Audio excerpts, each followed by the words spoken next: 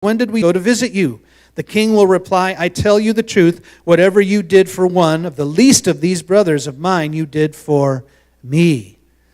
So God clothes himself, he clothes Jesus, he clothes us, and then he gives us the opportunity not only to clothe others, but to clothe Jesus.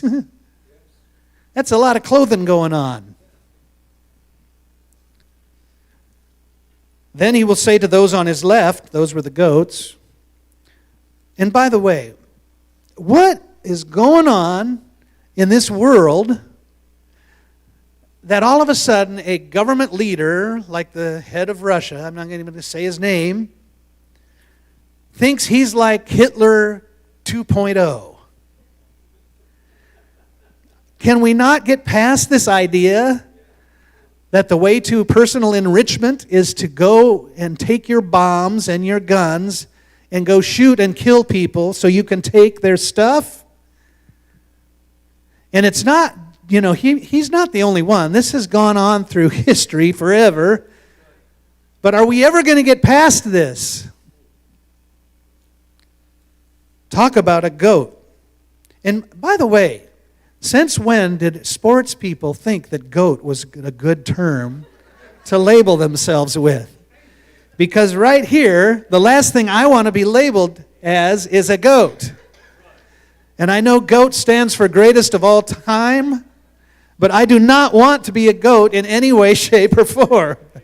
So they better get an acronym, is that what it is, that uses sheep. So if LeBron wants to be the best, he should be a sheep. And you figure out how he's going to spell that out. Then he will say to those on his left, depart from me, you who are cursed, into the eternal fire prepared for the devil and his angels. I said I didn't want to get heavy, but you can't get any heavier than this. For I was hungry, and you gave me nothing to eat. I was thirsty, and you gave me nothing to drink. I was a stranger, and you did not invite me in. I needed clothes, and you did not clothe me. I was sick and in prison, and you did not look after me. They also will answer, Lord, when did we see you hungry or thirsty or a stranger or needing clothes or sick or in prison and did not help you? He will reply, I tell you the truth, whatever you did not do for one of the least of these, you did not do for me.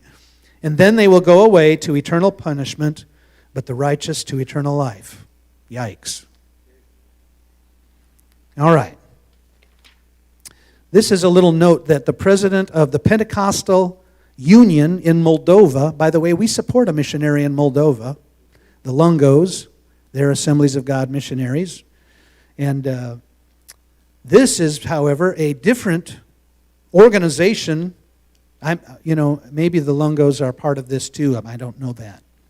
But this is the president of the Pentecostal Union in Moldova, his appeal to us through the Assemblies of God. You can go on the North Texas District and see this. I'm going to read to you what he says. This is the president of the Pentecostal Union in Moldova. Greetings from Moldova. The whole world is shocked by what is going on now in Ukraine. In Moldova, we were not directly affected yet by war, but we are much involved in helping refugees from the Ukraine. As results of war, last night on our news was announced that more than 35,000